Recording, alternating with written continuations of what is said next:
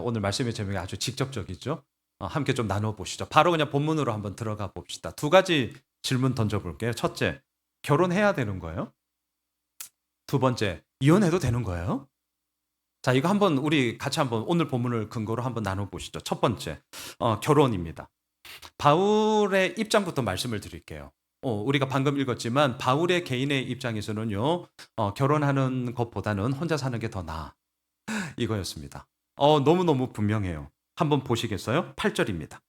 내가 결혼하지 아니한 자들과 가부들에게 이르노니 나와 같이 그냥 지내는 것이 좋아. 자, 26절로 내려가 보세요. 내 생각에는 이것이 좋으니 곧 임박한 환난으로 말미암아 사람이 그냥 지내는 것이 좋아. 자, 38절이에요. 그러므로 결혼하는 자도 잘한 거지만 결혼하지 아니하는 자는 더 잘한 거야. 자, 40절 보세요. 그러나 내 뜻에는 그냥 지내는 것이 더욱 복이 있어 나도 또한 하나님의 영을 받은 줄로 생각하노라. 너무너무 분명해요. 바울의 입장은요, 결혼 뭐 해도 될 수는, 뭐 한다면 하는 거지만, 안 하면 안 돼? 오늘 본문에서 뭐 분명합니다. 자, 2024년을 살고 있는 우리들이 볼 때는 전혀 이 얘기가 거리낌 없죠. 그러시잖아요. 내가 괜히 결혼해가지고 뭐 이런 마음이 드는 게 더 많지. 결혼 안 하는 것보다 혼자 사는 게 더 좋아. 이 얘기에 대해서 우리는 전혀 거리끼지 않아요. 오히려 이제 이게 더 문제여서 우리는 결혼 안 하나. 이게 지금 나라 정책이잖아요. 어떻게 하면 결혼하게 할까? 그런데 우리는 이 고린도전서는 2000년 전에 고린도에 살고 있는 고대 근동 사람들에게 쓰여진 편지라는 것을 잊으시면 안 됩니다. 자, 이 사람들이 지금 이 편지를 받을 때에는 이 말이 어떤 말이냐? 듣도 보도 못한 말이었고요. 정말 급진적인 혁명 중에 혁명과 같은 말씀이었습니다. 결혼하지 마. 그냥 혼자 있는 게 나. 지금 이건데 혁명과 같은 말씀이에요. 왜냐하면 당시 종교와 문화가 추구하는 절대적 가치는 이미 우리가 다 알고 있는 것 이겁니다. 결혼해라. 가정을 이루어라. 자녀 낳아라. 이거예요. 우리에게 아주 전형적인 결혼관이고 전형적인 가치관이거든요. 우리가 여기에 되게 익숙하잖아요. 물론 이제 우리 사회는 점점 바뀌고는 있지만 만일에 결혼하지 않고 혼자 산다. 지금이야 나 혼자 산다. 이게 대세죠. 지금이야. 하지만 당시 사람들에게 결혼하지 않는다. 이거는 너무나도 급진적인 말도 안 되는 삶의 한 모습이었습니다. 이들은 이렇게 생각했거든요. 결혼하지 않으면 자녀가 없으면 미래가 없다. 뭐 아주 전형적인 생각이에요. 미래를 향한 가장 큰 소망은 뭐냐? 아이를 갖는 거다. 우리는 전혀 인정하지 않잖아요. 근데 이 당시는 그랬단 말이죠. 나의 미래를 확보하고 나의 소위 안전장치가 될 수 있는 것은 가정을 이루고 자녀를 낳아야 된다.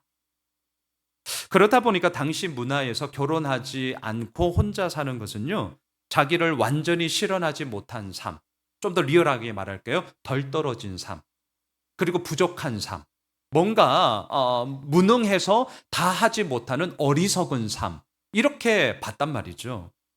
그런데 이런 문화에 살고 있는 고린도 성도들에게 지금 얘기하고 있습니다. 결혼해도 뭐 굳이 하겠다면 뭐 해도 되지만 하지 말고 혼자 사는 게 어때? 지금 사도 바울이 계속 이 얘기를 하고 있거든요. 충격 중에 충격이고 혁명과 같은 말씀이란 말이죠. 자, 한편 결혼하지 말고 혼자 사는 것이 더 좋아. 바울의 입장이 너무나 분명하기 때문에 그럼 결혼에 대해서는 바울이 어떻게 생각하고 있을까? 이제 다른 시각으로 한번 봐요. 입장은 분명히 우리가 알았잖아요. 그러면 바울이 생각하는 결혼, 물론 성경적인 결혼관은 오늘 본문 말고도 많습니다만 우리는 오늘 본문에만 국한해서 볼게요. 자, 사도 바울이 생각하는 결혼 한번 보시겠어요? 1절로 3절을 보십시오. 오늘 본문 1절로 3절을 한번 잘 보세요. 너희가 쓴 문제에 대하여 말하면 남자가 여자를 가까이 아니함이 좋으나 뭐 바울한테 분명해요. 그런데 2절 음행을 피하기 위하여 남자마다 자기 아내를 두고 여자마다 자기 남편을 둬라. 남편은 그 아내에 대한 의무를 다하고 아내도 그 남편에게 그렇게 할지라. 여러분 결혼해도 돼요. 결혼해야죠. 근데 그 이유를 오늘 본문을 보세요. 뭐라고 하느냐? 음행을 피하기 위하여 이렇게 얘기하고 있습니다. 자, 오늘 본문에만 제가 지금 국한하는 거예요. 사도 바울이 생각하는 결혼, 오늘 본문에서 2절을 얘기합니다. 음행을 피하기 위하여 결혼해라. 여러분, 결혼의 이유가 그렇게 좀 흔쾌하지 않죠. 우리 이 자리에 있는 성도님들 지금 대다수가 지금 결혼하신 분들이세요. 왜 결혼하셨어요? 우리 조영진 성도님 왜 결혼하셨어요? 사랑하니까. 맞죠? 예. 헤어지기 싫어서, 더 이상 헤어지기 싫어서. 그래서 결혼하신 거잖아요. 결혼하게 된 여러 이유들이 다 있죠. 근데 이 여러 이유들 가운데, 자, 오늘 본문으로 한번 제가 적용해 볼게요. 왜 결혼하셨어요? 그분이 이렇게 답합니다. 나는요, 음행을 피하기 위해서 결혼했습니다. 지금 우리가 이렇게 비웃잖아요. 프로포즈를 받았어요. 그래서 프로포즈를 받은 이 당사자가 너무 좀, 물론 사랑하니까 이제 한 건 알겠지만, 한번 이렇게 물었어요. 왜 나랑 결혼하려고 그래? 그랬더니 그 상대자가 이렇게 얘기하는 거예요. 음행을 피하기 위해서. 결혼하시겠습니까? 이런 사람들하고? 생각해 봐야죠. 자, 지금 이 본문이 우리 되게 현실적인 본문이거든요. 오늘 본문 2절, 음행을 피하기 위하여서 남자는 남자마다 자기 아내 두고, 그러니까 결혼하고 여자 역시 결혼해라 이 얘기잖아요. 쉽게 얘기하면. 물론 인간의 본능 가운데 가장 기본적인 본능이 성적 본능입니다. 이거 되게 중요합니다. 이거 쉬쉬할 건 아니잖아요. 다 이제 우리 결혼했으니까 아시잖아요. 이 성적 문제에 있어서 어려움이 있으면 부부관계가 되게 어렵습니다. 되게 중요해요. 예나 지금이나 그리고 앞으로도 주님 오실 그날까지 진짜 인간으로서 살아가면서 우리에게 가장 큰 어려움들, 넘어지게 하는 올무가 있다면 늘 말씀드리듯이 세 가지예요. 돈, 성, 권력이잖아요. 이 범죄에서 벗어나지 않습니다. 우리 모두도 마찬가지죠. 그렇다 보니까 그 세 가지 범주 가운데 하나가 성의 문제라는 것을 알고 있기 때문에, 또 이미 우리 사실 다 알고 있거든요. 그래서 너무너무 중요하다는 것을 우리는 동의합니다. 예, 음욕을 피하기 위하여, 음행을 피하기 위하여, 동의해요. 하지만, 아무리 그래도 그렇지, 단지 이 이유를 가장 먼저 결혼하는 이유로 된다라는 것이 저는 좀 흔쾌하지는 않았어요. 어떤 마음이 들었냐면, 이 성경을 읽고 있는 우리 자신을, 또 고린도 성도들을 너무 좀 같이 절하하는 거 아니야? 아니, 사랑하니까 헤어지기 싫어서, 아니면 이제 더 함께 좀 긍정의 모습으로서 나은 삶을 살아가기 위해서 우리가 결혼을 하자, 이런 이유들을 가지고 가면 참 좋겠는데, 음행을 피하기 위하여라는 이 말이 너무 좀 마음에 들지 않았습니다. 여러분, 9절을 한번 가보세요.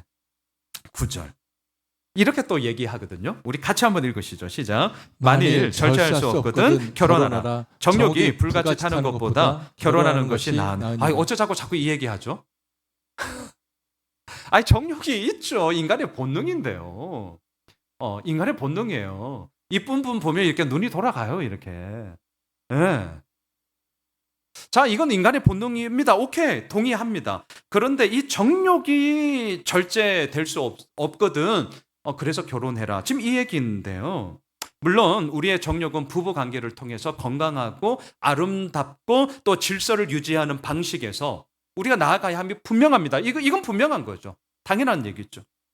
그런데 어때요? 자, 오늘 본문의 이 얘기를 한번 빗대어서 다시 얘기해 볼게요. 결혼을 왜 하셨어요? 음행을 피하기 위해서요. 결혼을 왜 하셨어요? 불 끓는 정욕을 참을 수가 없어서요. 아니, 바울의 이러한 대답이 사실은 성적인 부분에만 지금 집중되어져 있단 말입니다. 우리를 너무 얕잡아 보는 거 아닌가? 아니, 이 성경을 읽고 있는 우리들, 물론 일면 동의합니다. 분명 동의합니다. 일면. 하지만 이것만은 아니지 않아요. 이제 결혼해서 우리 살다 보니까 아시잖아요.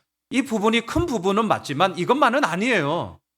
진짜로. 근데 왜 사도 바울은 자꾸 이런 얘기를 할까? 너무 이 결혼에 대한 가치를 절하시키는 것 아닐까? 이 동기에 대해서 성적인 부분으로만 너무 바라보는 게 아닌가? 저는 개인적으로 진짜 마음에 들지 않았습니다. 자, 한번 보세요. 결혼하지 말고 혼자 지내는 것이 좋아. 바울은 분명해요. 오늘 본문에서 분명히 이 얘기를 합니다. 자, 이 말은 당시 사람들에게는 듣도 보도 못한 너무나 충격적인 혁명의 말씀이었다는 거.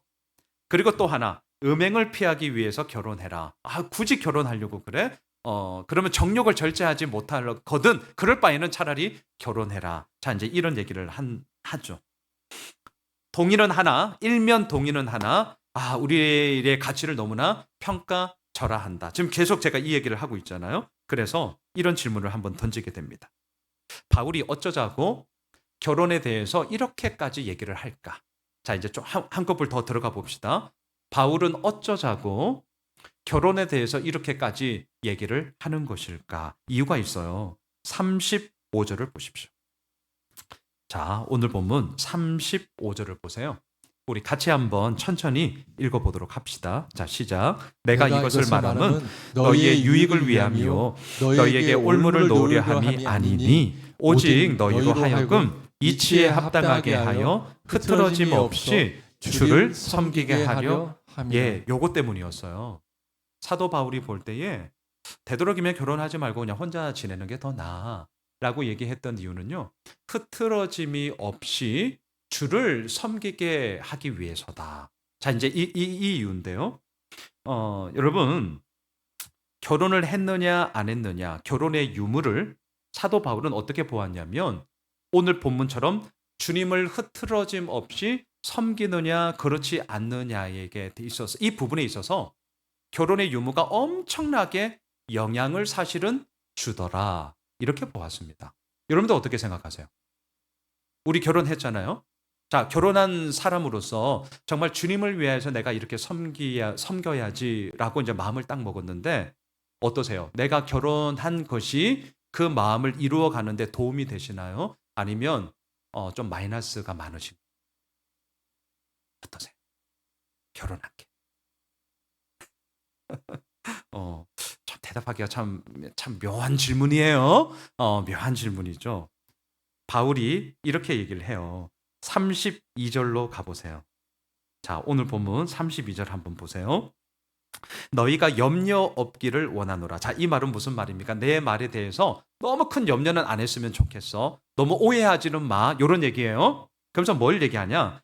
장가가지 않은 자. 이 말을 이렇게 바꿀게요. 결혼하지 않은 자는 주의 일을 염려하여 어찌하여야 주를 기쁘시게 할까 하되. 확실히 바울은 결혼하지 않은 분들에 대해서 우호적이에요. 네, 확실히 우호적입니다. 이게 뭐예요? 결혼 안 한 사람들을 여러분 한번 보세요. 저분들은요, 주님의 일을 감당하기 위해서 내가 어떻게 하면 더 잘할 수 있을까 염려하잖아요. 기도하잖아요. 고민하잖아요. 보세요. 그런 분들 공통점이 있네요. 결혼 안 하신 분들 아닙니까? 지금 이런 얘기예요. 이런 얘기예요. 반면 사도 바울이 볼 때 결혼한 분들은 어떻게 보였는 줄 아세요? 33절, 34절로 가보십시오. 이건 사도 바울의 시선에서 결혼하신 분들이 보여지는 모습이에요.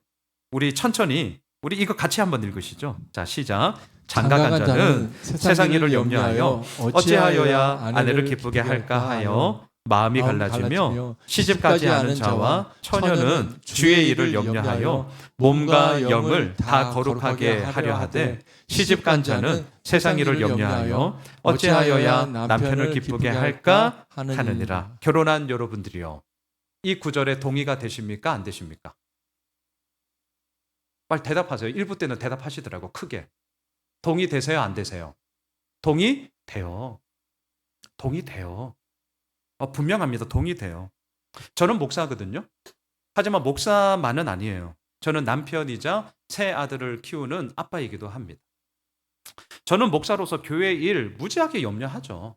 이건 당연한 겁니다. 목사니까. 그거 하기 싫으면 목사 때려치우면 돼요. 목사는 그 일 하라고 있는 거예요.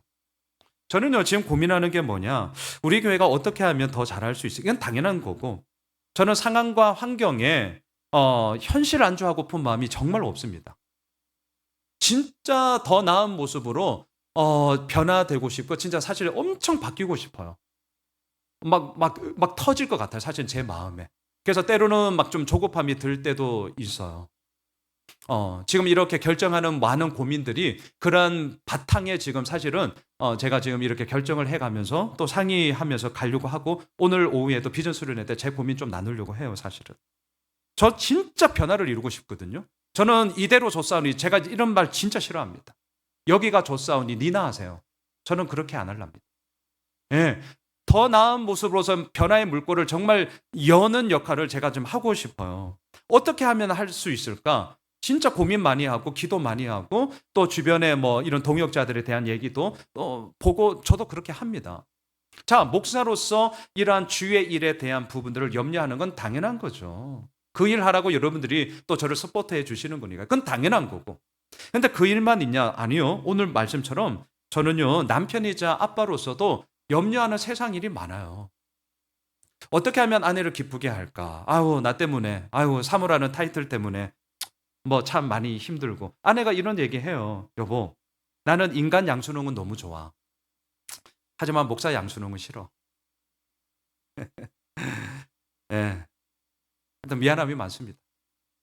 우리 뭐 남편분들 뭐 그런 마음들 또 아내들 바라보면서 그런 얘기 있죠. 예, 어떻게 하면 좀 아내를 기쁘게 할 수 있을까? 어떻게 하면 내가 키우고 있는, 내가가 아니죠. 하나님께서 허락해 주신 우리 새 아들들을 어떻게 하면 잘 양육할 수 있을까? 어떻게 하면 잘 키울 수 있을까? 어떻게 하면 얘네들 앞에 부끄러움 없는 아빠로서 있을까? 저는 목사로 서 있고 싶지 않거든요. 저는 그냥 걔네들한테 아빠예요, 아빠. 어떻게 하면 내가 아빠로서 얘네들에게 그래도 좀 자양분이 되어주고 그래도 든든한 좀 버팀목이 되어줄 수 있을까? 그 염려해요. 예, 염려합니다. 자, 보세요. 바울은 이처럼 우리들이 염려하고 걱정하고 있는 결혼한 사람들이 가정에 대해서 먹고 사는 문제에 대해서 아이들 키우는 문제에 대해서 우리 다 지금 염려하고 있는 그 문제를 바라보면서 사도 바울은 좀 좋게 보지는 않았습니다. 자, 제가 왜 좋게 보지 않았다라고 얘기할 수 있느냐? 34절 시작하는 첫 단어 보세요. 자, 34절 시작하는 첫 단어 뭐죠? 예. 자, 지금 바울의 시선이 보이시죠?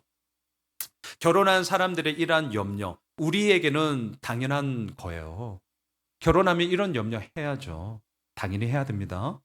이건 뭐가 옳다 그러다가 아닙니다. 이건 당연한 겁니다. 해야 됩니다. 그럼에도 불구하고 결혼하지 않은 바울, 물론 학자들마다 약간의 의견은 분분하지만 그래도 대세적인, 저도 이 의견이지만 독신이었어요. 바울은 독신인 바울이 볼 때는 결혼한 사람들의 이러한 염려, 가정, 자녀, 먹고 사는 문제, 뭔가 뛰어들려고 해도 딱 뭔가 올무에 잡히는 이런 부분들이 뭐야? 마음이 갈라지며 이렇게 보였단 말이죠. 목사들 사이에서 이런 얘기해요. 저도 이제 개척을 했잖아요.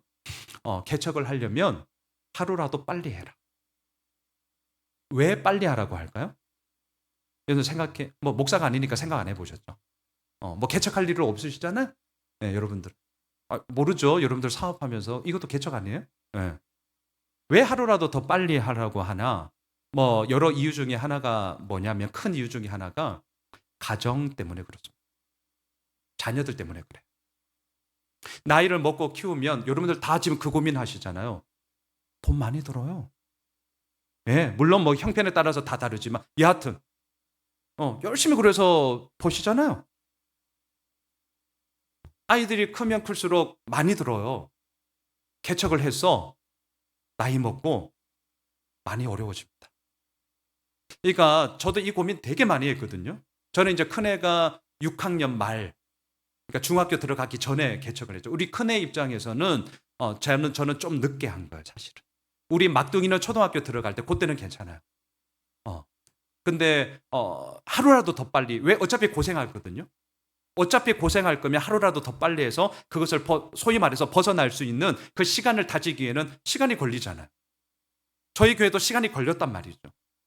자, 제가 지금 왜 이런 얘기를 하느냐? 사도 바울이 왜 결혼한 사람들에 대해서는 34절 첫 단어 마음이 갈라지며 왜 그렇게 보였을까? 저의 이런 말들 때문입니다.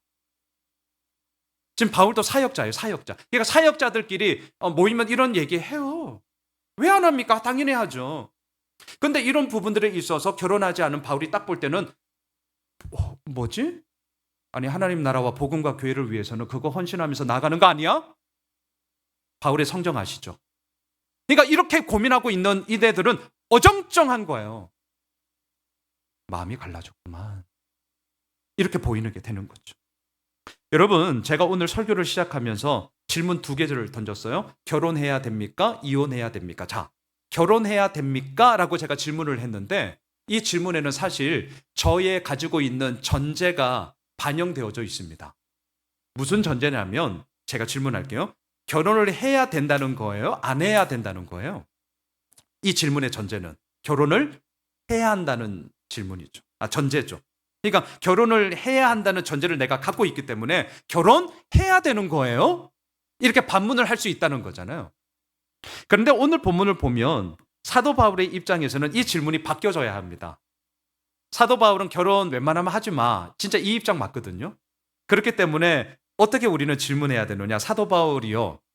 결혼하면 안 되는 거예요? 자, 이렇게 이제 질문하게 되는 거죠. 결혼하면 안 되는 거예요? 여러분들의 대답은 어떠세요? 결혼하면 안 되는 거예요? 어떠세요? 저의 대답 말씀드릴게요.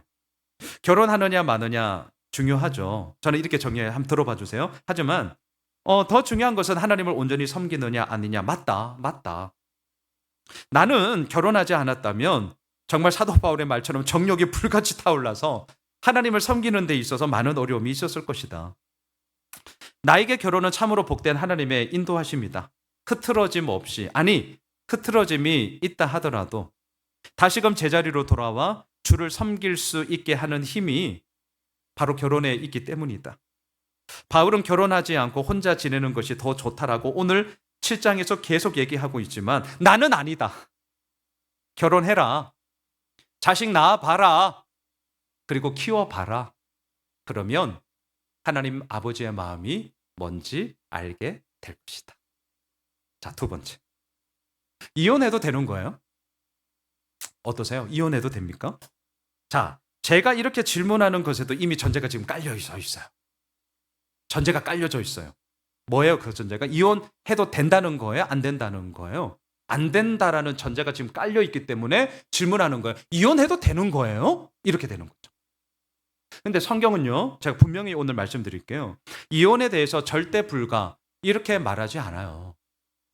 이혼하면 안 돼, 절대로 안 돼, 이렇게 말하지 않아요. 물론 그렇다고 이혼 막 하시라 이런 얘기는 아니란 건 아실 것이고, 성경에서 말하는 이혼의 두 가지 허용 조건이 있습니다. 제가 지금 허용이라는 단어를 되게 의도적으로 쓰고 있어요. 허용 조건이 두 가지 있어요. 첫 번째가 배우자의 음행이에요. 음행. 자, 자막 한번 보세요. 마태복음 5장 32절에 보세요. 자, 나는 너희에게 이르노니 누구든지 음행한 이유 없이 아내를 버리면 이는 그로 간음하게 하며 또 누구든지 버림받은 여자에게 장가드는 자도 간음함이니라. 음행한 이유 없이는 이혼하면 안 돼. 이거잖아요. 그러니까 거꾸로 뒤집으면 음행이 있다면 너의 그런 이혼의 고민에 대해서 허락할 수 있어. 지금 이 얘기란 말이죠. 음행은 결혼의 기초를 깨뜨리는 거죠. 다 아시다시피. 음행은 부부간의 신뢰를 완전히 그냥 박살내버리는 겁니다. 음행은 죄악이에요. 이건 죄입니다. 물론 회개하고 돌이키면서 그 가정을 지켜나간다면 그거는 참 감사한 얘기입니다. 그것만큼 감사한 건 없습니다. 하지만 이러한 잣대들을 천편일률적으로 제가 대고 싶지는 않습니다.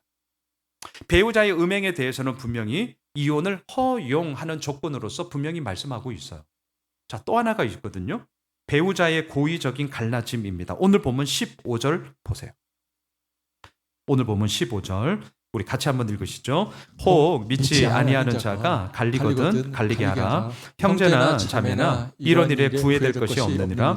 그러나 하나님은 화평 중에서 너희를 부르셨느니라. 자, 본문에서 언급하는 대상은 믿지 않는 배우자잖아요. 하지만 믿지 않는 배우자로 한정시킬 필요는 없습니다. 왜냐? 때로는 나 예수 믿어, 나 교회 다녀, 야, 나 집사야, 심지어는 나 목사야, 이렇게 얘기하는 분들 가운데도요, 정말 엉뚱한 짓 하는 분들의 모습이 우리를 너무나 슬프게 합니다. 그렇기 때문에 저는 오늘 본문 15절에서 명시적으로는 믿지 아니하는 자가 이렇게 시작하지만 여기에만 제한하고 싶지는 않아요. 예수를 믿고 있는 우리들도 여기에 포함된다고 저는 생각합니다.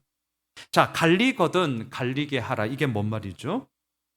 배우자가 부부간에 지켜야 할 도리들을 깨고 막무가내로 뭘 해요.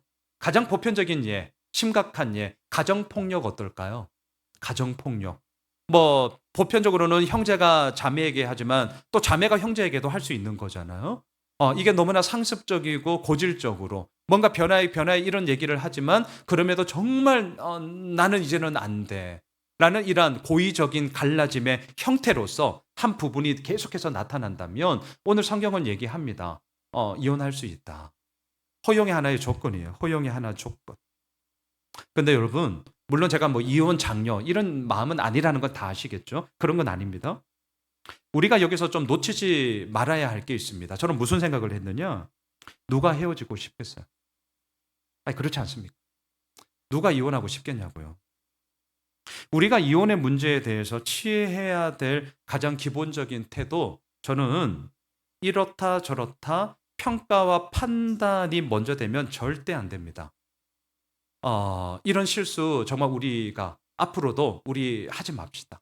그러니까 이렇다 저렇다 우리 답 알아요. 답을 몰라서가 우리 못하는 게 아니라는 걸 알잖아요. 그렇기 때문에 이렇다 저렇다 평가와 판단의 잣대가 먼저 들어가면 안 돼요. 그러면 어떻게 해야 되느냐? 그렇게 할 수밖에 없었던 이유가 충분히 있었겠구나. 우리 이렇게 가셔야 합니다. 어떤 문제이든지. 저렇게 할 수밖에 없었던 이유가 충분히 있었겠구나. 상한 마음과 아픔을 함께 하는 것에서부터 그 문제를 우리가 그러니까 대해야 되는 거죠. 그 문제를 우리가 대해야 돼. 이 태도가 되게 중요합니다. 이렇다 저렇다 판단과 평가로 들이대기 시작하면 더 상한 마음들이 일어날 수밖에 없는 것이죠. 자, 또한 고린도 교회 오늘 7장은 가정에 대해서 엄청 얘기하는데요. 고린도 교회 성도들 가운데는 믿지 않는 배우자로 인해 참 염려하는 가정들이 많았던 것 같아요. 그래서 바울이 이렇게 권면하거든요. 12, 13절로 가보십시오. 자, 12, 13절 안 믿는 배우자들을 향해서 이렇게 얘기해요. 자, 우리 같이 읽으시죠. 시작.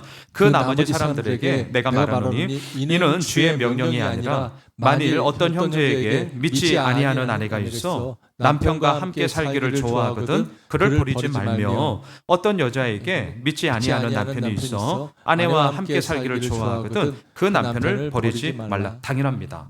이건 마땅한 겁니다. 믿음의 있고 없음 우리에게 중요해요. 하지만 이거와 아울러서 결혼이라는 하나님과의 언약 관계 속에 서 있는 우리가 그 가치를 소홀히 하면 절대로 안 됩니다. 정말 이 말 맞아요. 예, 함께 해야죠. 함께 해야 됩니다. 자, 함께 하면서 우리는 어떻게 해야 되느냐? 우리 늘 알고 있잖아요. 답 알고 계시죠? 그 영혼이 하나님께로 오기를 가족인 우리가 기도하지 누가 기도합니까? 끝까지 품으면서 그 영혼을 위해 기도해야죠. 그래서 14절을 보십시오. 바울이 이렇게 얘기를 해요. 우리 같이 읽읍시다.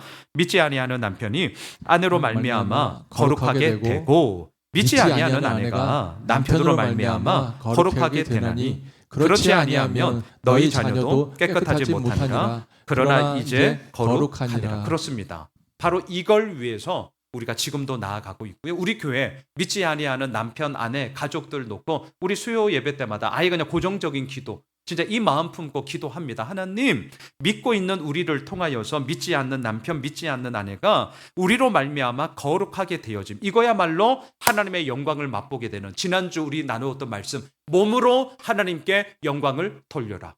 이거죠. 예, 그 은혜가 우리 가운데 있을 줄 믿습니다. 그리고 이걸 바라보면서 우리 끝까지 나아갑시다. 말씀을 정리할게요. 자, 오늘 본문 결혼과 이혼 이야기.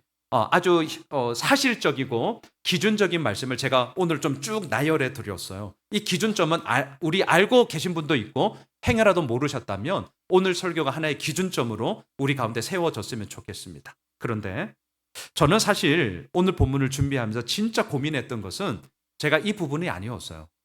저는 이 결혼과 이혼에 대한 성경적인 입장이 뭔지 알죠. 그리고 이렇게 말씀을 드렸어요. 제가 고민했던 건 뭔 줄 아세요? 오늘 본문의 구도였어요. 구도. 저는 큐티 할 때도 구도를 늘 봐요. 구도를. 그래서 처음과 마지막을 이어보기도 하고 제 레퍼토리 다 아시죠? 예, 처음과 마지막을 억지로 이어보기도 하고 또 뭔가 연결되면 그 속에서 왜 이렇게 연결이 될까 고민하고 저는 막 그런 목사거든요. 오늘 본문에서 고민됐던 건 이겁니다. 결혼과 이혼 이야기가 쫙 이렇게 나열되어져 있는데 재밌는 것은 그 한가운데 풍덩하고 섞여 있는 게 뭐냐면 하나님의 부르심이었다는 거예요. 좀 새롭게 제가 묵상하면서 보았습니다. 오늘 보면 17절 보세요. 오직 주께서 각 사람에게 나눠주신 대로 하나님이 각 사람을 부르신 그대로 행하라. 내가 모든 교회에서 이와 같이 명하노라. 20절도 보세요. 각 사람은 부르심을 받은 그 부르심 그대로 지내라. 24절도 보세요. 형제들아, 너희는 각각 부르심을 받은 그대로 하나님과 함께 거하라. 여러분 어떠세요? 저는 이게 되게 고민이었습니다. 결혼과 이혼 이야기로 이렇게 가면 오케이, 7장을 그렇게 정리해도 될 텐데 왜 사도 바울은 결혼과 이혼 이야기 속에 저는 조금 처음에는 뜬금없었습니다. 왜 하나님의 부르심의 이야기를 이렇게 집어넣지? 예, 맛있는 양념처럼 하나님의 부르심을 이렇게 집어넣었단 말이에요. 진짜 되게 고민 많이 했습니다. 왜 결혼과 이혼 이야기 속에 하나님의 부르심을 섞어놨을까? 그래서 궁금해서 처음에는 답이 도저히 생각이 안 나가지고 책을 꽤 많이 찾아봤어요. 근데 저와 같이 좀 고민하는, 내가 너무 이상하게 고민하나? 이런 생각 들었는데 답을 잘 못 찾았어요, 사실은. 그리고 이런 질문을 잘 안 던지더라고요. 그래서 아무리 책을 꽤 많이 찾았고 주석은 뭐 아예 나오지도 않고 이런 거는 왜 그럴까? 저 진짜 기도 많이 했습니다. 그리고 고민 많이 했습니다. 저의 답이, 저는 깨달은 게 있는데 저의 답이 다는 아니겠지만 한번 들어봐 주세요. 그냥 제가 깨달은 것만큼만 말씀드릴게요. 왜 하나님의 부르심을 결혼과 이혼 이야기 가운데 이렇게 섞어놨을까? 자, 제가 깨달은 거 딱 3가지 있는데, 첫 번째, 하나님의 부르심은 저 멀리 있는, 저 딴 세상을 살아가고 있는 그런 사람들에게가 아니라 우리가 일반적으로 경험하는 일상 가운데 하나님의 부르심이 있다라는 것을 말하기 위함이겠구나. 자, 2번째, 왜 하나님의 부르심을 결혼과 이혼 이야기 가운데 섞어놨지? 그것은 하나님의 부르심은 결혼을 했든 안 했든 이혼을 했든 안 했든 이 땅을 살아가는 모든 사람들에게 동일하게 적용되는 하나님의 은혜의 손길이 하나님의 부르심이기 때문이구나. 3번째, 제가 여기까지 깨달았거든요. 왜 하나님의 부르심을 결혼과 이혼 이야기에 섞어놨을까? 그것은 하나님의 부르심은 결혼 어떠세요? 너무 기쁘죠. 감사하죠. 고맙죠. 그 순간만큼은 정말 행복함을 누려야 되는 시간이 맞죠. 그렇구나. 결혼이라는 행복, 감사, 기쁨의 순간에도 하나님의 부르심은 있고, 또 하나, 왜 이혼의 이야기 속에도 부르심을 섞었을까? 이혼? 아파요. 누가 헤어지고 싶겠냐고요. 누가 헤어지고 싶겠어요. 너무나 아픈 얘기죠. 하지만 그 아픔의 눈물을 흘릴 때, 인생의 좌절의 순간 가운데서 정말 하염없이 그냥 가슴을 치면서 그냥 꺽꺽거릴 수밖에 없는 그 순간에도 하나님의 부르심은 동일하게 있다. 제가 여기까지 깨달았습니다. 그래서 저는 이 질문 가지고 앞으로도 좀 계속 물으려고 해요. 왜 하나님이 결혼과 이혼이라는 정말 이 우리의 삶의 모든 가정 속에서 겪게 되어지는 이러한 이야기 속에 부르심을 얘기했어요. 여러분, 하나님의 부르심은 승리할 때만, 잘 될 때만, 뭔가를 얻고 뭔가를 누릴 때만 있는 게 아니고요. 하나님의 부르심은요, 눈물을 철철 흘릴 때에도, 실패의 좌절을 겪을 때에도, 아파서 어찌할 바를 몰라 할 때에도 하나님의 부르심은 있습니다. 하나님의 부르심은 그 자리에도 있어요. 동일해요. 있어요. 중요한 것은 뭐죠? 하나님의 부르심은 천편일률적이지 않고 각기 다르다는 거예요. 그래서 오늘 바울이 하나님의 부르심을 언급하는 구절을 제가 빨리 읽어가지고 여러분들 눈에 잘 안 들어올 수 있는데 다시 한 번만 봐주세요. 부르심의 얘기 속에 공통적으로 나오는 단어가 각각 또는 각 사람이라는 구절이 공통적으로 계속 나와요. 이게 뭐냐? 천편일률적인 잣대를 들이대지 말라는 겁니다. 하나님의 부르심은 정말 각각이라는 거예요. 나도 이랬으니까 너도 이래야 돼. 이러지 말라는 거예요. 이러면 안 된다는 거죠. 하나의 케이스로만 국한해서 이걸 잣대로 들이대면 하나님의 부르심이 있다 없다 이렇게 얘기하면 그거는 큰 오산이다. 그러면 안 돼. 사도 바울은 오늘 우리들에게 얘기하고 있습니다. 사랑하는 예수 오매실 가족 여러분, 지금 우리가 예수를 믿고 있는 것 하나님의 부르심 때문입니다. 지금 우리가 함께 이 시간 2부 예배를 드릴 수 있는 것 하나님의 부르심 때문입니다. 지금 내가 처해 있는 상황 우리 다 다릅니다. 내가 살아가고 있는 곳 우리 다 다릅니다. 지금 내가 생각하는 것 우리 다 다릅니다. 똑같을 수 없어요. 아니 그렇게 똑같고 싶지도 않아요. 예, 우리 다 똑같을 수 없습니다. 하지만 우리 잊지 맙시다. 예수를 믿는 믿음의 공통 분모 위에 우리는 서 있기 때문에 지금 이 자리도 우리가 함께 하고 있습니다. 그리고 함께 서 있는 그 자리는 우리 각 사람을 향한 하나님의 부르심에 지금 우리가 각각 그 말씀에 그 부르심에 순종하고 있기 때문인 거죠. 우리는 예수님 짤입니다. 지난주 우리 나누었잖아요. 우리는 예수님 짤이에요. 우리는 하나님의 부르심을 입은 자입니다. 우리 이러한 믿음의 분명함을 가지고요. 우리 이 세상 살아갑시다. 이러한 믿음의 분명함을 가지고 우리 교회가 더욱더 주님의 통로로서 이 땅의 그 부르심을 하나하나 흘려보내는 그런 사명을 감당합시다. 그리고 이번 한 주간이 그런 복된 한 주간이 되시길 주님의 이름으로 축복합니다. 우리 다 함께 일어나셔서 하나님의 부르심에는